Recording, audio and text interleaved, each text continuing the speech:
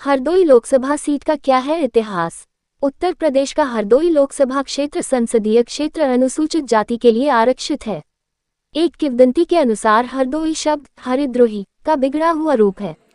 यह राजा हिरण्यकश्यप राज करता था, जो किसी भी भगवान को न मानकर खुद को ही भगवान कहता था। भगवान के विरुद्ध होने की वजह से इस जगह का नाम हरिद्रोही था। हिरण्यकश्यप का पुत्र हुआ जो हरि भक्त था। इसे मरने के लिए राजा ने कई प्रयास किए पर सफल नहीं हुआ। राजा को मारने के लिए भगवान विष्णु ने नरसिम्हा का अवतार लिया और यहीं पर उसको मारा था।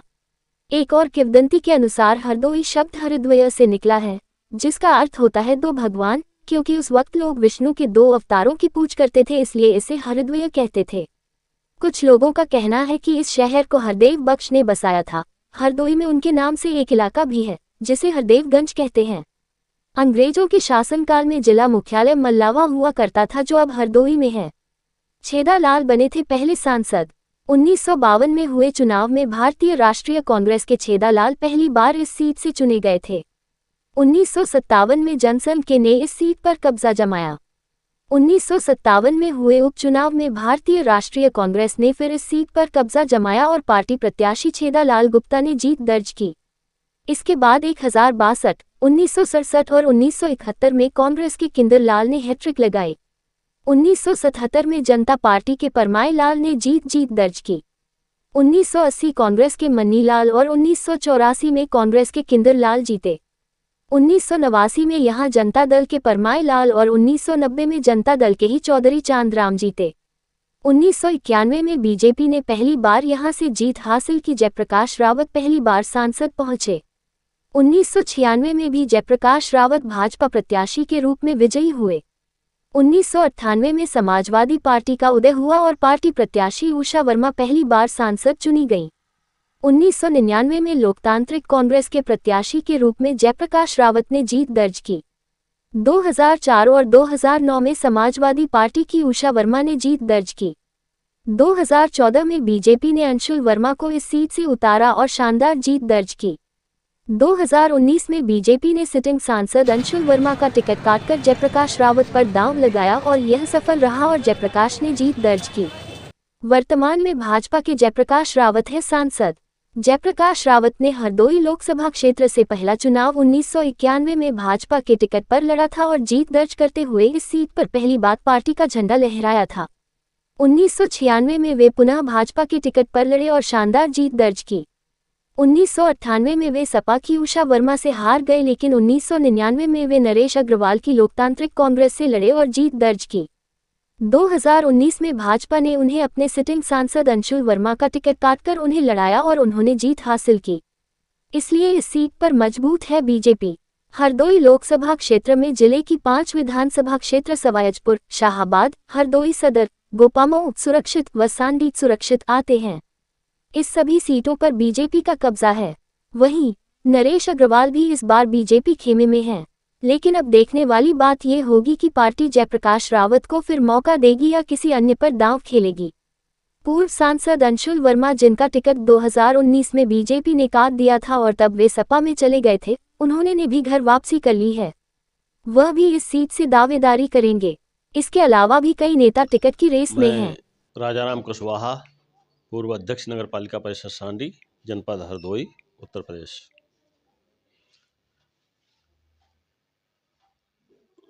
लोकसभा का प्रथम चुनाव 1957 में, जो कि मेरे बचपन में हुआ, उसकी स्मृति हमें नहीं है। जानकारी के आधार पर कि भारतीय जनसंघ से शिवदीन दोहरे जी प्रत्याशी थे और कांग्रेस से श्री छेदालाल जी प्रत्याशी थे। बाद में श्री छेदालाल जी की जीत हुई।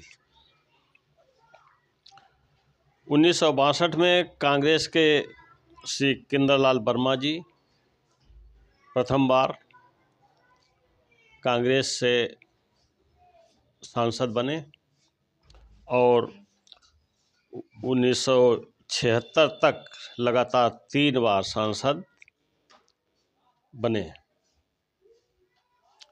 1977 में जनता पार्टी के प्रत्याशी भाई परमाई लाल जी की जीत हुई, जो सांसद बने।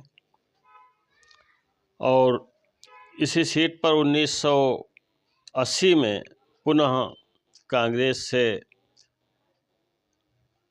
के प्रत्याशी श्री मन्नी लाल जी जीते। 1984 में इसी सीट पर कांग्रेस से श्री किंदरलाल वर्मा पुनः जीते और बाद में यह कांग्रेस की अंतिम जीत थी।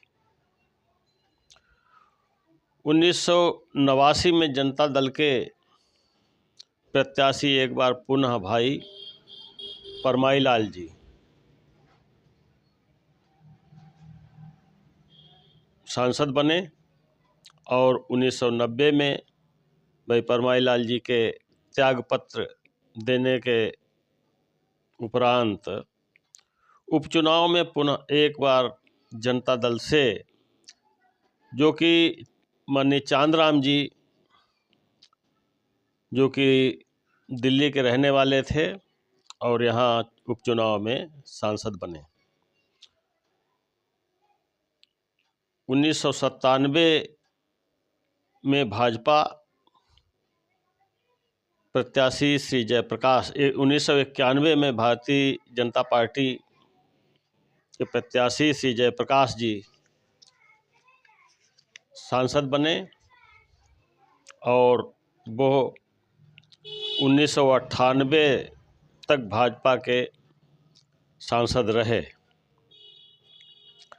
1998 में समाजवादी पार्टी नेता पार्टी ने जीत दर्ज की और श्रीमती उषा वर्मा सांसद रहीं।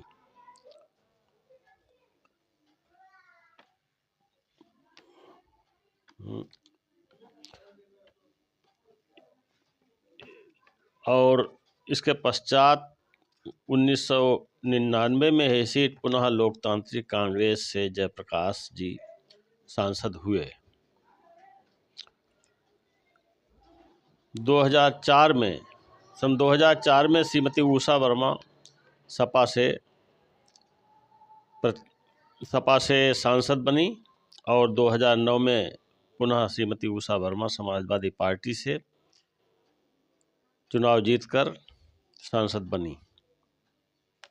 2014 में श्री अंशुल वर्मा जी भारतीय जनता पार्टी से चुनाव जीतकर सांसद बने और 2019 में श्री जयप्रकाश रावत जी भारतीय जनता पार्टी के प्रत्याशी के रूप में चुनाव जीते और सांसद बने।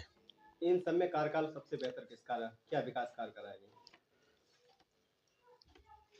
मेरे अपने विचार से माननीय जयप्रकाश जी एक बड़े ही सामान्य, सीधे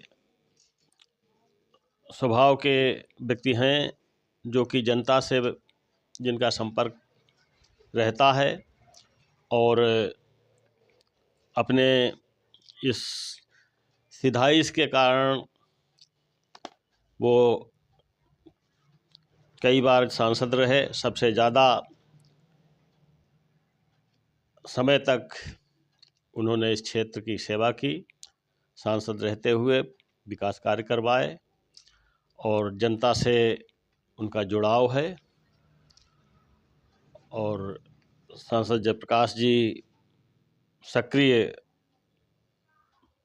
राजनीति में उनकी भागीदारी है और क्षेत्र में बराबर जो है। 2024 में पीडीए का एक तरफ गठबंधन है और एक तरफ सत्ताधारी पार्टी, किसका दबदबा रहेगा?